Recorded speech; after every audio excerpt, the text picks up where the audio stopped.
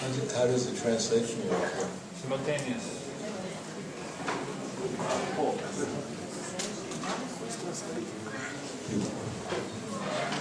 Who's translating? Who are you translating? You don't look like you're moving your lips.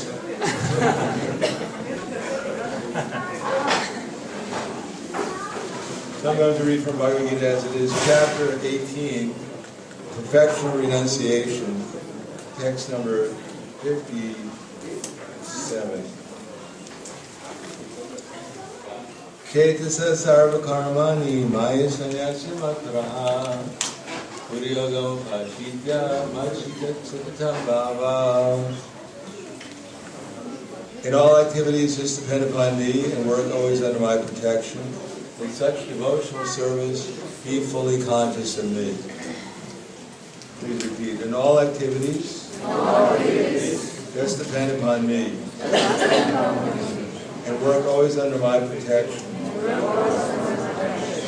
In such devotional service, be fully conscious of me. Purport. When one acts in Krishna consciousness, he does not act as the master of the world. Just like a servant, one should act fully under the direction of the Supreme Lord. A servant has no individual independence. He acts only on the order of the master. The servant acting on the behalf of the Supreme Master is unaffected by profit and loss. He simply discharges his duty faithfully in terms of the order of the Lord. Now, one may argue that Arjuna was acting under the personal direction of Krishna. But when Krishna is not present, how should one act? If one acts according to the direction of Krishna in this book, as well as under the guidance of the representative of Krishna, then the result will be the same. The Sanskrit word madparaha is very important in this verse. It indicates that one has no goal in life save and except acting in Krishna consciousness just to satisfy Krishna. And while working in that way, one should think of Krishna only. I have been appointed to discharge this particular duty by Krishna. While acting in such a way, one naturally has to think of Krishna. This is perfect Krishna consciousness. One should, however, note that after doing something whimsically, you should not offer the result of the Supreme Lord. That sort of duty is not in the devotional service of Krishna consciousness. One should act according to the order of Krishna. This is a very important point. That order of Krishna comes through the succession from the bona fide spiritual master. Therefore, the spiritual master's order should be taken as a prime duty of life. If one gets a bona fide spiritual master and acts according to his direction, then one's perfection of life in Krishna consciousness is guaranteed. Ketasa sarva karmani maya sanyasi matraha Puriyogam upashitya machita siddham bhava. In all activities, just depend upon me and work always under my protection. In such devotional service, be fully conscious of me.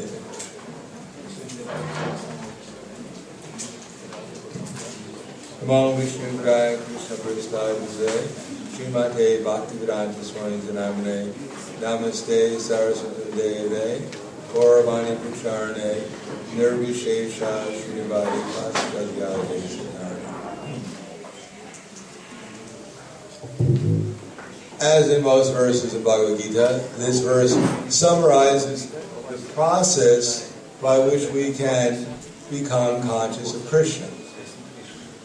As we all know, the whole point of the Krishna consciousness movement is to become conscious of Krishna. There's no other point. And in order to become conscious of Krishna, there is a formula which is repeated in the Bhagavad Gita. beginning with, for instance, the fact that we have to consider ourselves a servant of Krishna. Therefore, Krishna has gone through a lot of effort to convince us that, number one, we're not the body, nor are we the mind, nor are we the false ego. We're actually spiritual beings. And that what we want is a relationship with the Supreme Spiritual Being, because He's the reservoir of all pleasure. And that one thing everyone wants is to be happy. And in the material world, people try very hard to become happy, but they make themselves miserable in doing so. One time, when Srila Prabhupada came to Buffalo, New York in 1969, one of the first things he asked the devotees in a class was, do you want to become happy? And since no one had ever asked such a difficult question before, no one in the class knew the answer. So Prabhupada was a little concerned. So he asked the question again. Do you want to become happy? And the devotees thought very carefully, but they didn't know the answer, so no one answered. So Prabhupada looked even more concerned. And he asked for a third time, do you want to become happy? And then luckily one devotee made a guess and said yes. And Prabhupada gave a sigh of relief and said, oh, very nice. Actually, everyone's trying to become happy, and our proposal is that no one can become happy unless really happy, unless the happiness is eternal. Just like some of us are eating, I think, ice cream. So there's a happiness in eating ice cream, but there's also the feeling that the ice cream is going to disappear. Every bite means that there's less ice cream. So our happiness is not increasing, it's going away. So that's the material world. We want happiness which goes on forever. But as long as we don't know who we are, then we can't have spiritual happiness. As Krishna also says in Bhagavad Gita, Nashti Bhurya Ayuktasya, Na Chayuktasya Bhavanaha, Na Chabhavyantak Shantir, Ashantasya Kutaksukam. For one who's not in spiritual or in Krishna consciousness can have neither controlled mind nor a steady intelligence, without which there's no possibility of peace. And how is it possible to have happiness without peace?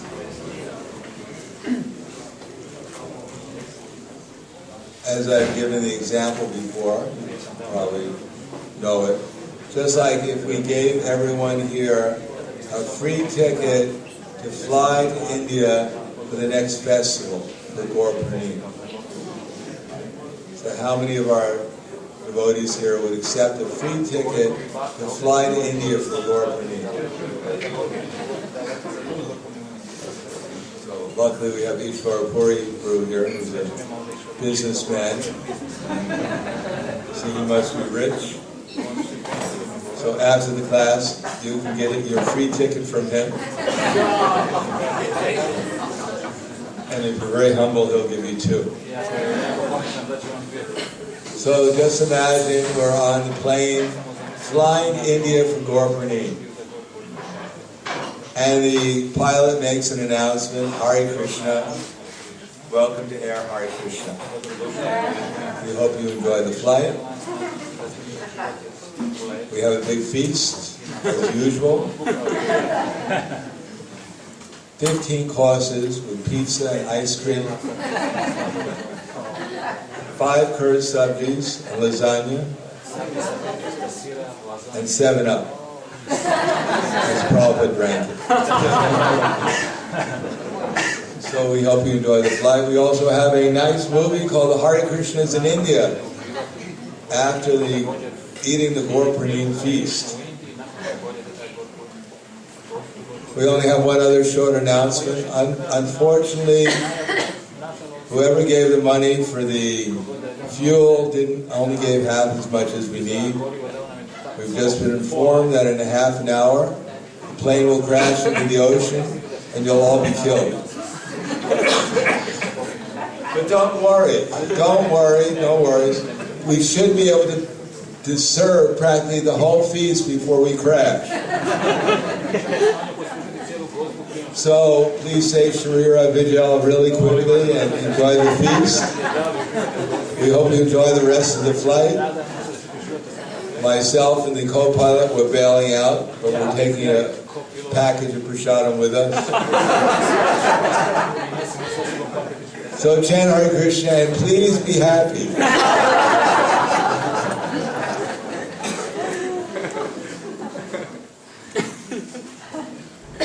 So we can imagine that in the material world, everyone knows that one thing is sure, and that sooner or later we're going to crash. This body's going to crash. But in the meantime, we're trying to become happy here. So that's a very difficult proposal. But if we realize that we're actually eternal, then we realize that actually we're not going to crash. It's the body that's going to crash.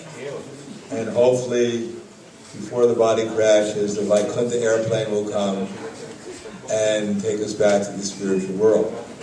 And that plane never crashes.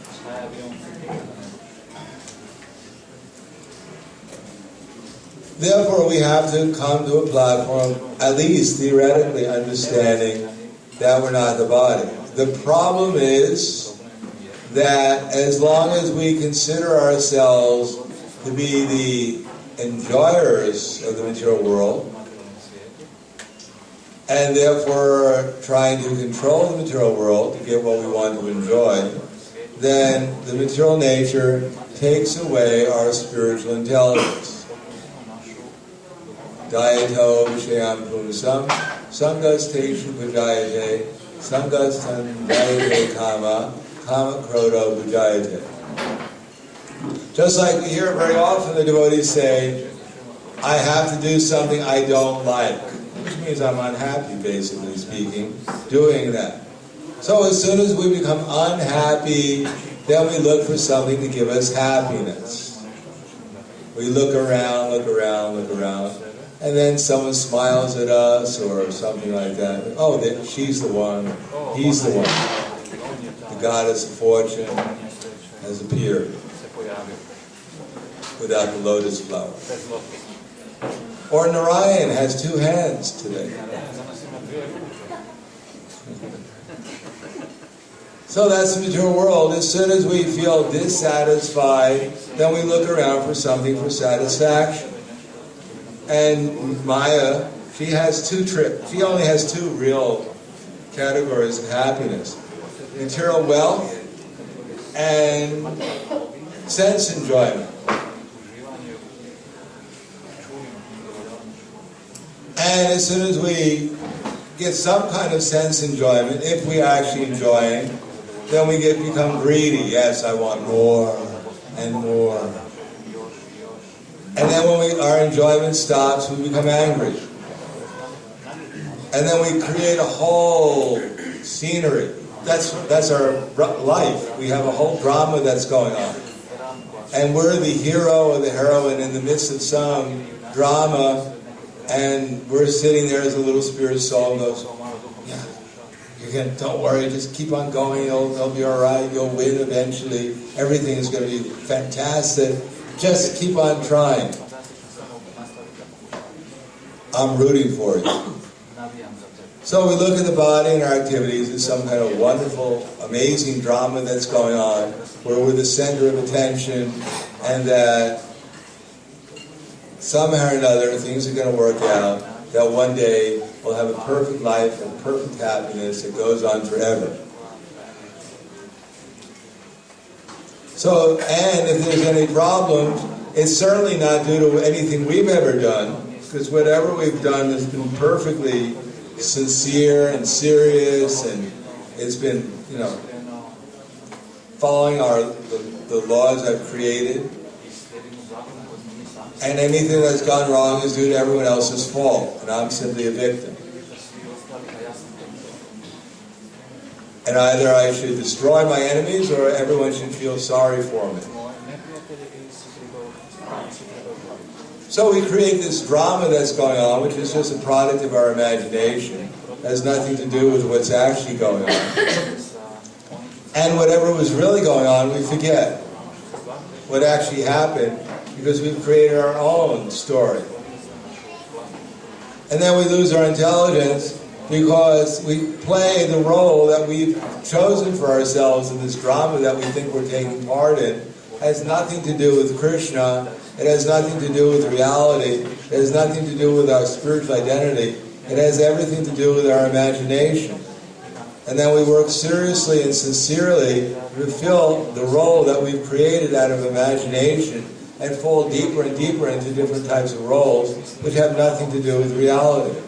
And we think we're making progress in some way. Yes, we're making progress, but it's not the right way. Therefore, one has to stop contemplating the objects of the senses by development of spiritual intelligence. If we stop contemplating the objects of the senses, and instead look at the objects of the senses as being Krishna's.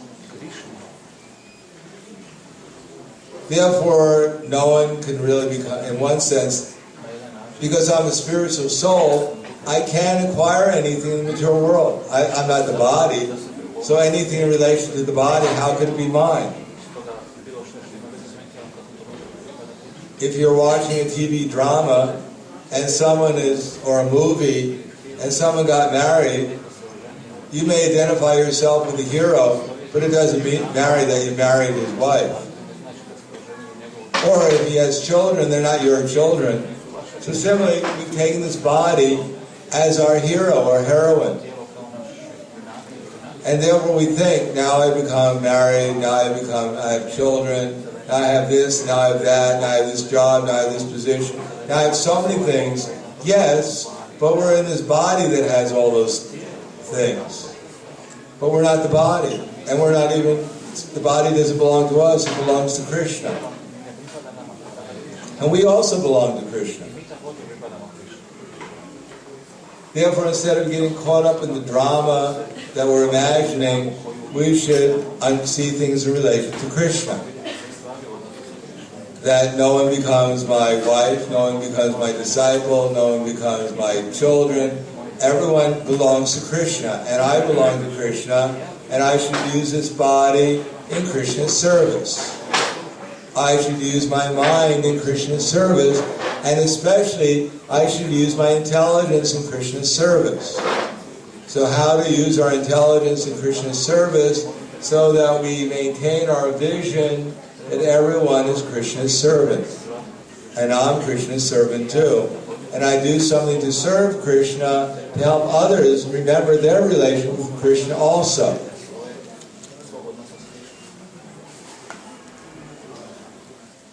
Not that I do something to establish my relationship with someone else, independent of Krishna. Of course, we have a relation with others, but that relation with others has everything to do with Krishna. We can't really have a relation with anyone without having a relation with Krishna. And therefore we recognize that if we serve Krishna, then we'll actually be serving everyone else. And if we try to serve everyone else without Krishna, we'll just be serving our illusory conception of everyone else. And that's not really service. Therefore, if we want to have that spiritual intelligence, here it explains how we can develop it.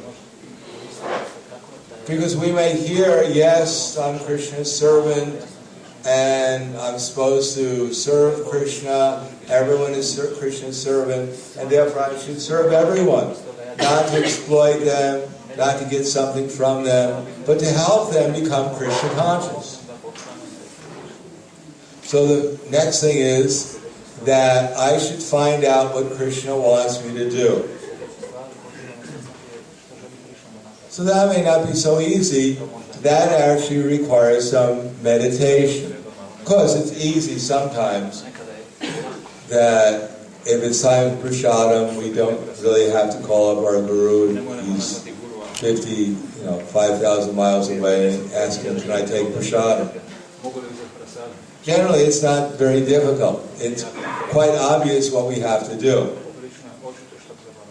But sometimes it's not so obvious. Therefore, Prabhupada writes that if one reads Bhagavad Gita, and we should know Bhagavad Gita, Prabhupada said we should know Bhagavad Gita, we should know these books just like a lawyer knows his law books. When we may think, oh, this is so much philosophy, I'm not a philosopher. I don't like philosophy. I fall asleep whenever I hear philosophy, especially philosophy that I'm not God.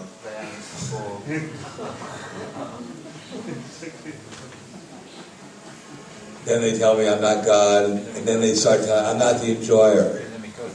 I'm suffering. Oh my God. He's so depressed. Say something positive. Next he's going to tell me I'm a fool and rascal also. And he said that's not the end of it. So the philosophy is actually in one sense cutting the false ego, because unless we knock at the false ego, and then we find out, oh, I'm a spiritual soul, finally he says something positive, I'm spiritual, I'm actually a spiritual being. And the next thing he says, oh, you're 1/10,000th the size of tip of hair in size. God, I'm so tiny, how depressing. I'm going to live like that forever.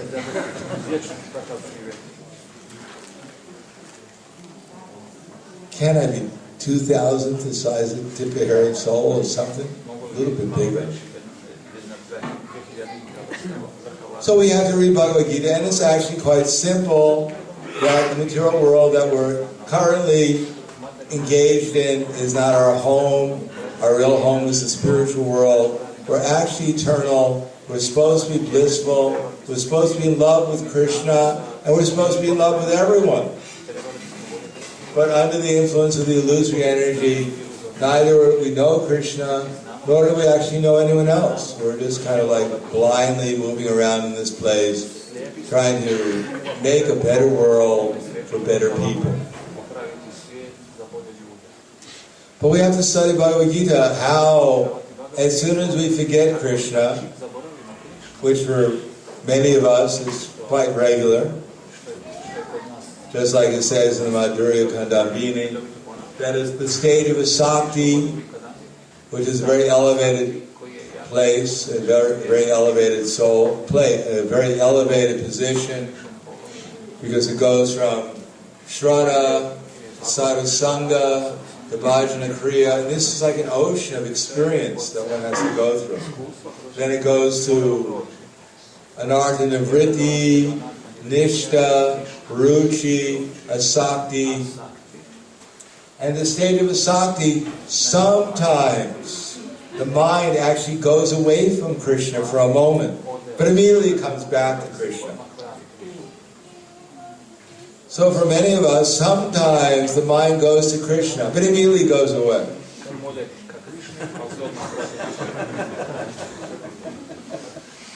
So we may have a ways to go before we come to the platform of always remembering Krishna and never forgetting Him. But still, even a little bit of a realization of how the material nature is working, how it's taking our mind away from Krishna, what we have to do to put our mind on Krishna.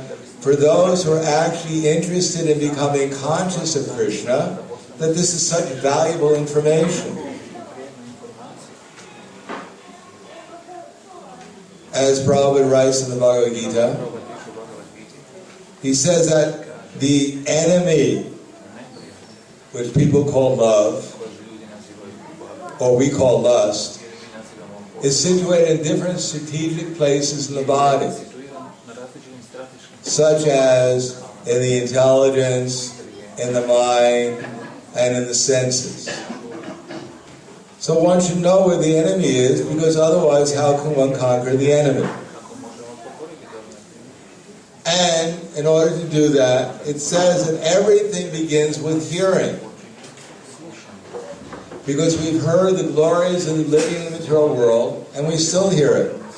Anyone who goes on the internet, every website is telling you either the horrors of what's going on in this world, and therefore we feel, well, at least I'm not in Syria.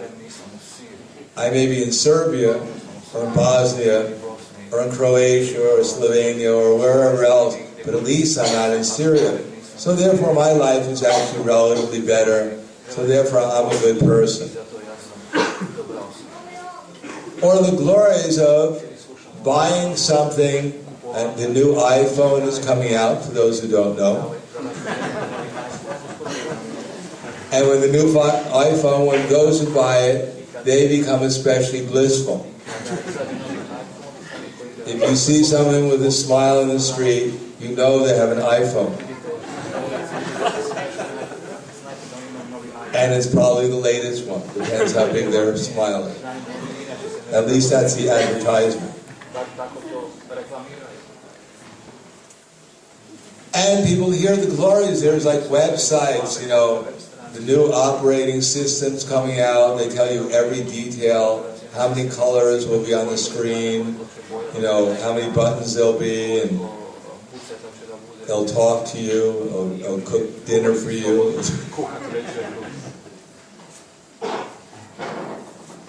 So people are enamored by the material nature, just hankering for the future, how this world will become wonderful by our advancement.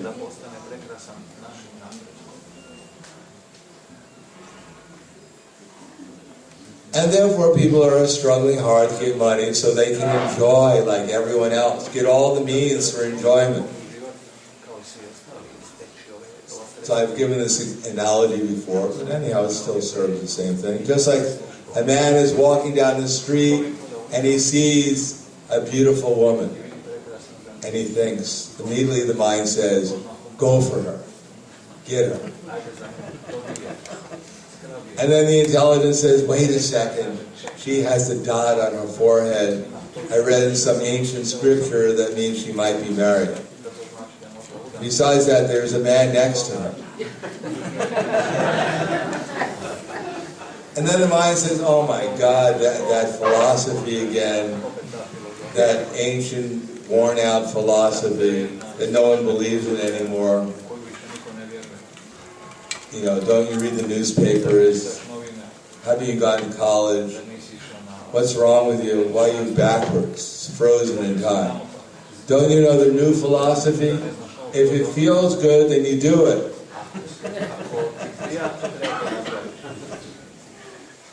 So then the poor little soul is sitting there, listening to the debate that's going on between his intelligence, whatever intelligence he may have, and his mind and senses going, oh, don't wait, don't listen to this foolish intelligence. Be happy. So then the soul has to make a decision. All right, mind and senses, go for her, get her. Get her! Enjoy! And then the soul says, my dear intelligence, stop complaining, stop coming up with all these nonsense philosophical statements that you know nothing about. You haven't read Bhagavad Gita in 3 years and I know it. You don't know what you're talking about. Just cooperate. Prabhupada said cooperate.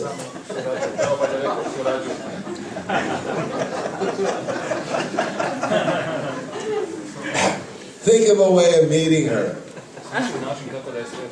So the intelligence says, yes, sir. I'm your servant. Mind and senses write her a letter and tell her she's beautiful. She's the most beautiful person you've seen and then in very small letters put the last 2 weeks. Tell her you're madly in love with her. She should meet you in such and such place at such and such time, and you'll give her the sun and the moon, and if she's really nice to you, you'll throw in a few extra stars.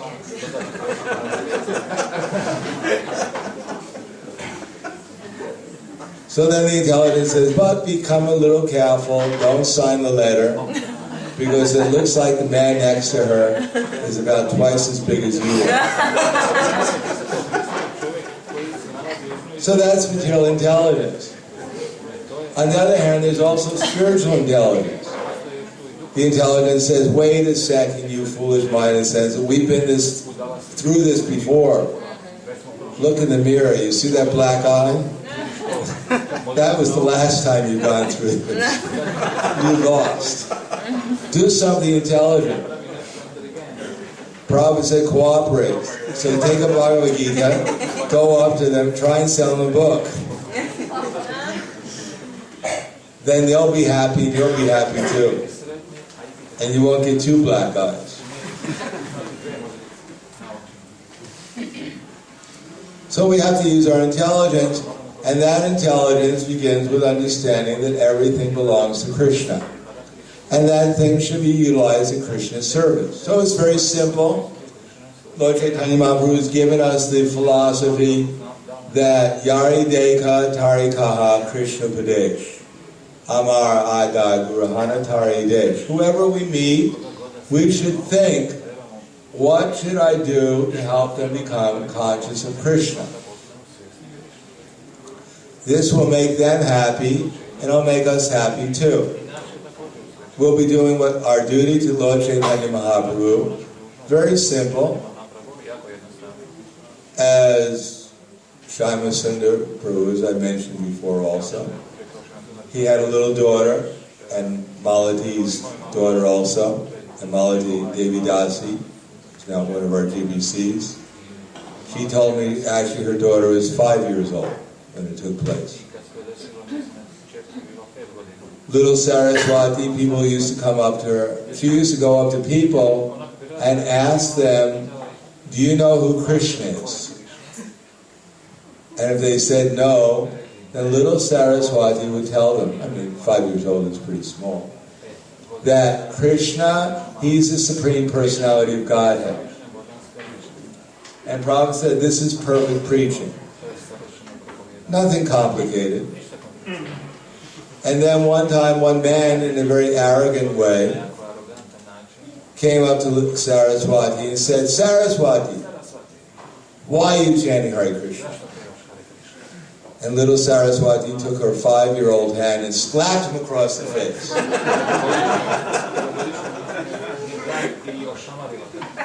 And Prabhupada said, this is Nishta, fist.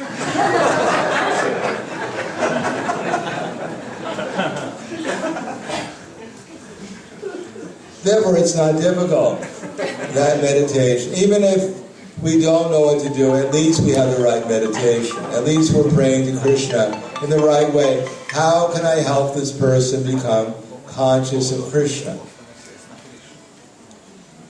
We have that service, that's our mission. And therefore, in order to fulfill that mission, there's so many instructions in our books.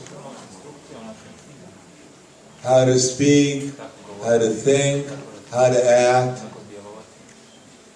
And then Prabhupada writes that one who is trying to carry out this mission, he's called a Matparaha devotee.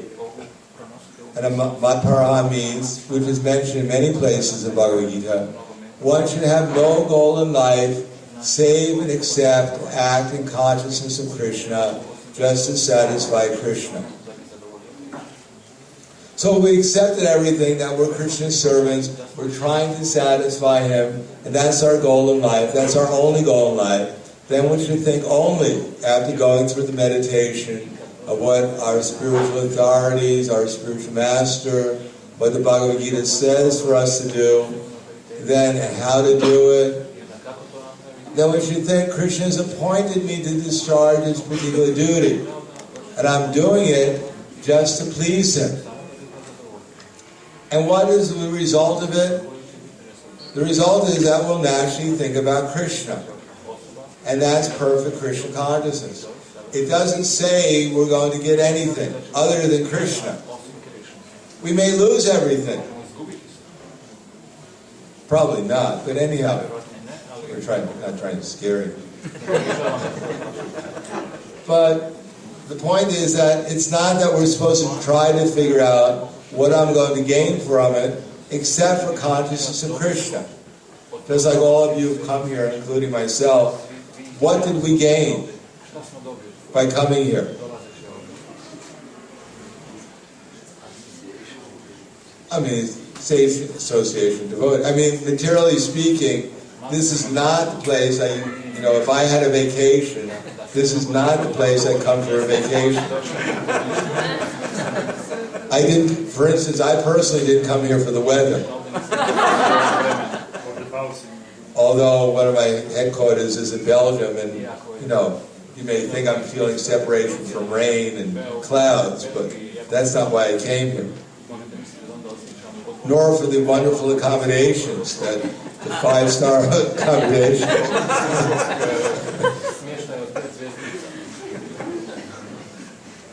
So we don't come here. Obviously, there's some material drawbacks to coming here. I mean, I was living in a room. Of course, I had with a few other people, a few other living entities, I should say, until we closed their doors off, so they're no longer visiting us. Of course, they thought it was their room, and they were wondering how I got in.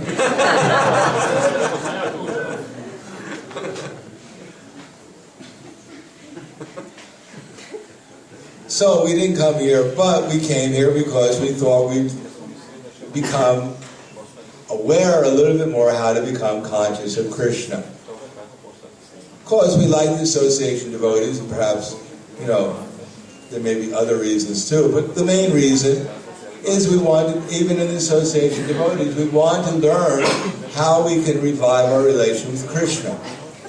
So this is a very simple formula, and any other formula, it won't work. It's a simple formula, but it's very deep. It is not so easy to actually start thinking that I'm Krishna's eternal servant. Although it's easy in class, because more or less in the association devotees, you don't hear anyone give class lately. Actually, we're all God. We have to develop our false ego. If your false ego is not strong enough, don't worry, I have secrets. I can tell you how to develop it. There are so many objects of the senses, I can teach you how to contemplate them and become fixed on them. No, we come in the association devotees, and generally what we hear, of course what we hear, is that actually how to become conscious of Krishna. And sometimes it's a little more enjoyable, sometimes it's maybe even a little painful. But we tolerate, and we laugh a little bit, and we cry a little bit. But still, we know this is what we do expect. And we learn the technique, or at least learn how to accept eventually that actually I am a spiritual soul. So it's not so bad being a spiritual soul. It's a lot better than being a material body. And everything that I thought was mine actually isn't mine. At least theoretically accepting it, that my wife is not my wife, my husband is not my husband, my children are not my children, but still I have a duty towards them. I may not be this body, they may not belong to me, but they belong to Krishna. And Krishna wants me to act in a certain way with this body towards them. And therefore I have to do my duty towards them because they belong to Krishna. And Krishna wants me to do certain service in relationship to them. That's called duty. And if I perform that duty in relation to them, and at the same time I think I'm doing it to please Krishna, what will be the result? Even in household life, even in my business, even in my association with people on the street, then Krishna will be very happy, and he'll reveal himself to me. I'll become conscious of Krishna. There is no formula where we remain in the material concept of life, where we remain in the concept that I am the body, and these are my wife and children, or husband, or friends, or whatever else, and I'm going to enjoy them, and at the same time I'm going to enjoy Krishna too, and live happily ever after in some imaginary world where I'm actually the center. Where this body is the center, and I'm enjoying with all my friends, and we're enjoying each other, and sometimes we invite Krishna to come and enjoy too. There's no world like that, except for the material world. In the spiritual world, in a spiritual consciousness, these simple things have to be understood and accepted, and then the result is our life becomes simple, progressive, and then when we're in Maya, at least we can watch ourselves in Maya. We say, well, why are you in Maya? Then we can at least understand when we're in Maya and when we're actually conscious of Krishna. At least then we can regulate our Maya. I'll be in Maya for the next 5 minutes, and then I'll have to become Krishna conscious again. And it's time for Arti. I should go there. And although I want to be in Maya, I promised I'd be in Maya for only 5 minutes. So now I have to go to the Arti. So one has to regulate one's life, at least one's sadhana, and then after a while Maya will say, why am I wasting my time? Krishna consciousness is so much nicer. Therefore, Prabhupada writes that order of Krishna comes down through the simple succession from the bona fide spiritual master. So if one gets a bona fide spiritual master and acts according to his instructions, then one's success in life and Krishna consciousness is guaranteed. So the orders coming down in the simple succession, they're not like there's a lot of different orders coming down in the simple succession, and therefore it's very confusing what we're supposed to do. Sometimes we hear there's this way of doing things, or this we can do this, we can chant Hare Krishna, we can worship the deities, we can associate with the devotees. There are a variety of services done, but the aim of all the services is eventually to remember Krishna in love and devotion and never forget him. So that orders of Krishna come down through the simple succession. And more or less any bona fide representative of Krishna is giving the same instructions. We may not see them sometimes as the same instructions, but ultimately if we look deeper, we'll find behind them is to help us remember Krishna. They're not really so much different. It is not that there are many super souls giving many instructions. In our spiritual representatives, in our Krishna consciousness movement, there are not really many representatives, because there is only one super soul, and he's giving the same instructions in everyone's heart. So it is our duty to find out what the super soul wants us to do, because it just so happens the super soul is always with us 24 hours a day, 7 days a week, 365 point something days a year, and forever. He's always with us in the material world, and in the spiritual world he becomes Krishna or Narayan, and we'll be with him forever. So we're supposed to find out what he wants us to do. If we don't know what he wants us to do, it's not a problem. We have to humbly, as Krishna says, not that I know everything already, and therefore no one can tell me anything, because just whatever I do is perfect. It's all right, because I'm doing it. Everyone should appreciate it. There's a meditation required, and the first meditation is realizing we may not know what exactly Krishna wants us to do. And therefore we have to be a little humble, that I'm not a self-realized person, Krishna is not directly talking to me, and therefore I have to investigate through Guru, through Sadhu, through Shastra, and sometimes it's not 100% clear what the scripture is saying, what my spiritual master is saying, what my authorities are saying, what my friends are telling me, what my mind is telling me. Sometimes there's a lot of different instructions coming at us, and we don't know which one to follow. Therefore, it becomes confusing. Therefore, one has to be a little patient. That I'm an eternal soul, I have to develop some confidence, and confidence can only be developed when I actually am clear what Krishna wants me to do. I may be very confident, just like a moth is very confident when he flies into the fire. He goes straight ahead. No one can tell him anything different. But the result is, puff. So much for his confidence. So we have to be confident that we're going the right direction towards Krishna, and that may take stepping back and investigating Guru, Sadhu, and Shastra. And if we pray to the Super Soul within our heart to reveal to us what Guru, Sadhu, and Shastra are telling us, and sometimes Krishna will help us assimilate all these different varieties of instructions, or even see which is the more important one. The result is when Krishna illuminates us when we ask him to. Because Krishna is very kind, actually. All we do is have to ask him. If we take the trouble to ask Krishna, Krishna in some way or another will tell us. And if we think, well, I don't want to bother Krishna, he has so many things to do. And besides that, he may tell me something I don't want to do, so why should I bother doing feeling bad about what I'm doing because I asked Krishna and he told me. No, we're actually sincere and we want to find out what Krishna wants us to do, and we meditate like that, Krishna will tell us, either through Guru, or through Sadhu, or through Shastra, or directly as the Super Soul within. The Dhammi Buddhi Yogam Tam. He'll give us the intelligence by which we can come to him.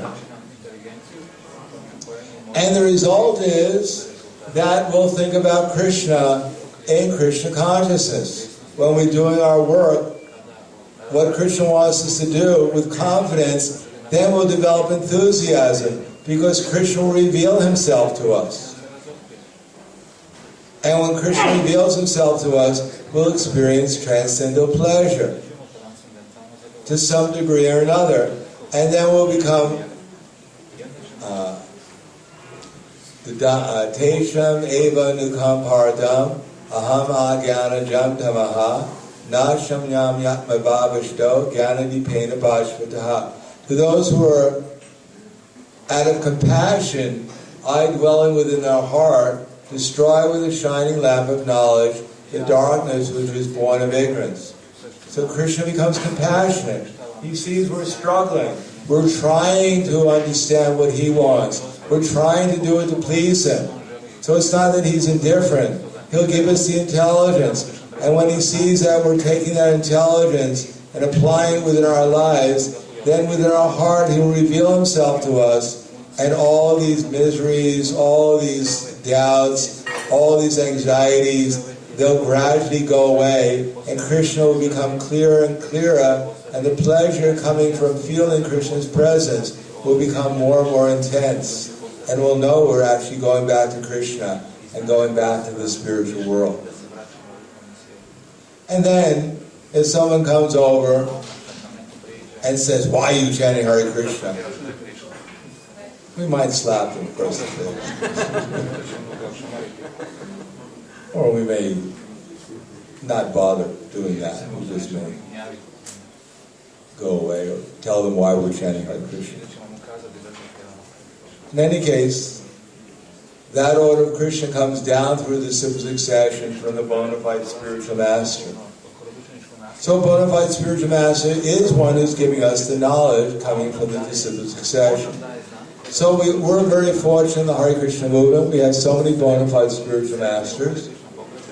We have so many spiritual, either Shiksha Gurus or Diksha Gurus. And they're bona fide because they're giving us the instructions coming from Prabhupada through disciple succession. So if we act according to their instructions and we try to assimilate this knowledge, then our success in life and Krishna consciousness will be guaranteed. So, thank you very much.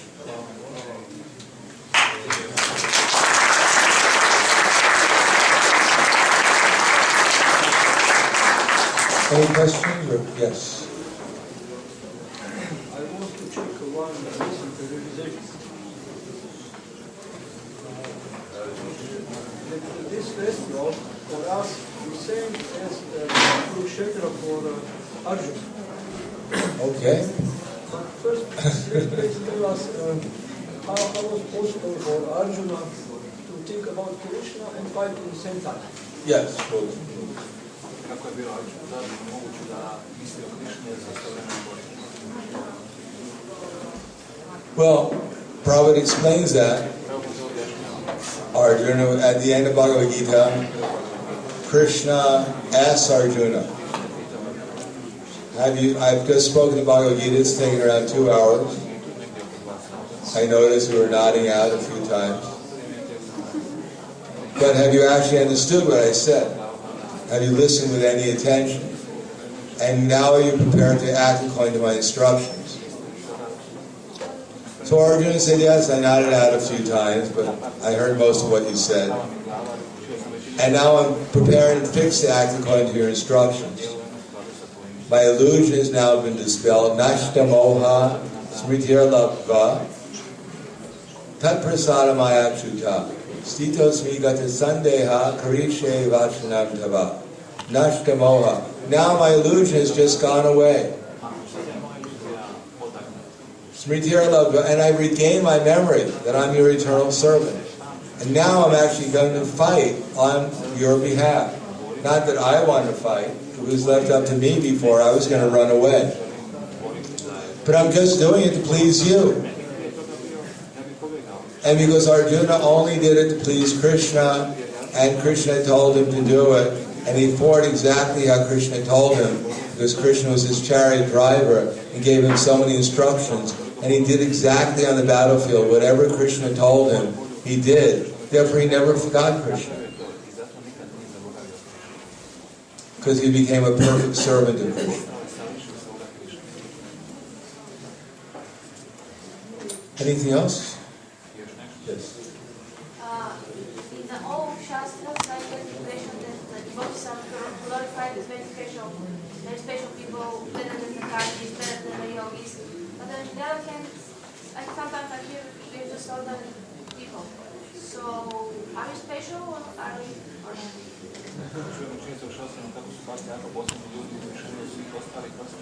In Krishna's eyes, we're very special. In the eyes of the materialists, we're also special, but in a different way. So either way, we're special.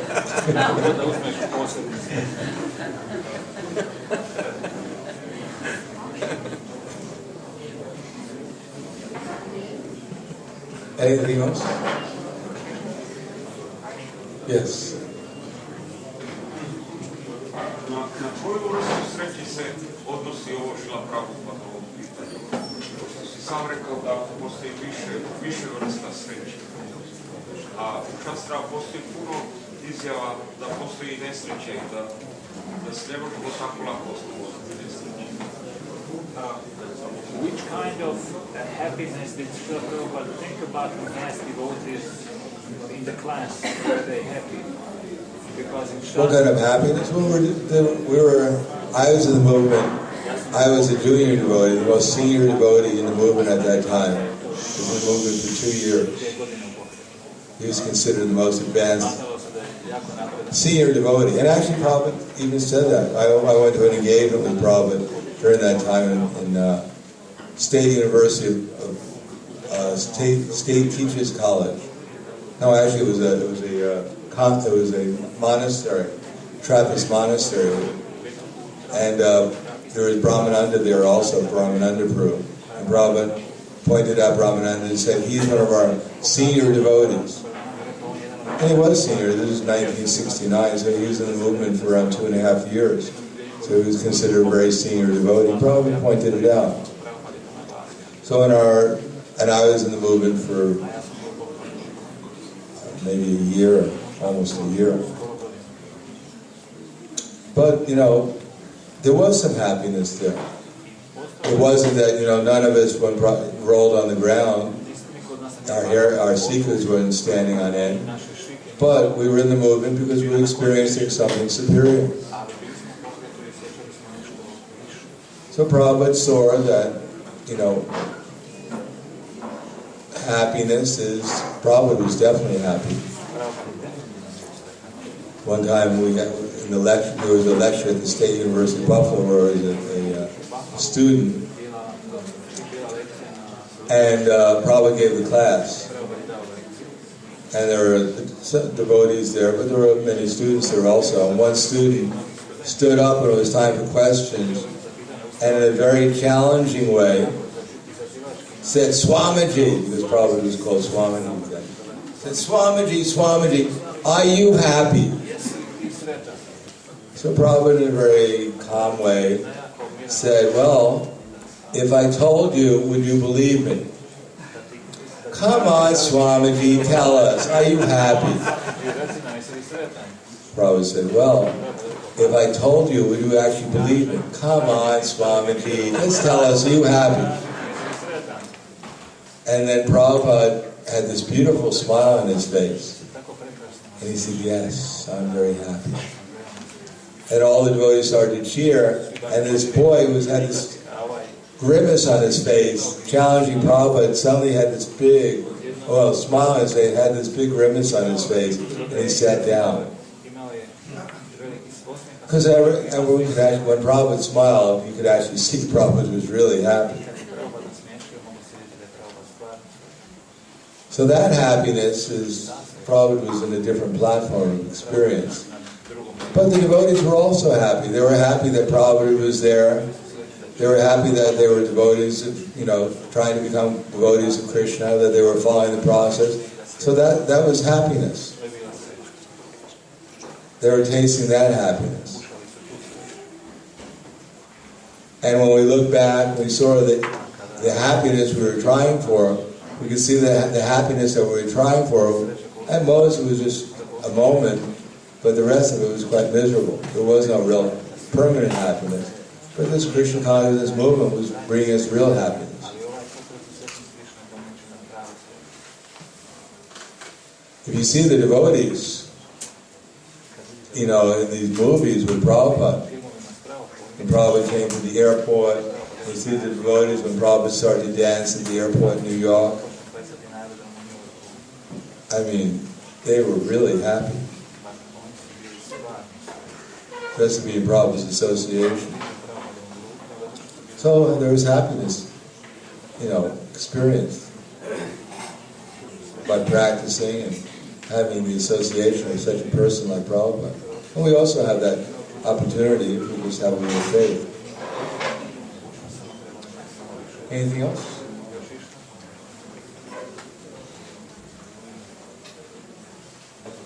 All right, thank you very much. So, I myself am going to Bulgaria. They have a festival there too. This is the season to be jolly. And then from there, I go to Romania. That's the home of Count Dracula.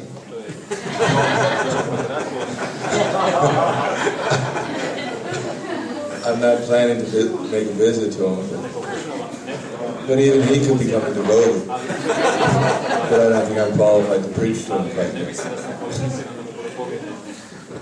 Besides that, I don't have a good offering for him. And then from there I go to Poland, and eventually I'll come back, Serbia, but at least I'll come back to the Balkans in September, Krishna willing. And then we hope to see you again soon. We heard that hopefully we're looking forward, there's one Mataji here, and there's some devotees, and they're trying to develop preaching in Serbia also, so the preaching in Serbia develops, and we'll have more and more senior devotees coming to visit you more regularly. So we look forward to that also. And we look forward at least to seeing the devotees here back next year also. So thank you for your association. Thank you for listening. We look forward to see you again. We give all my blessings.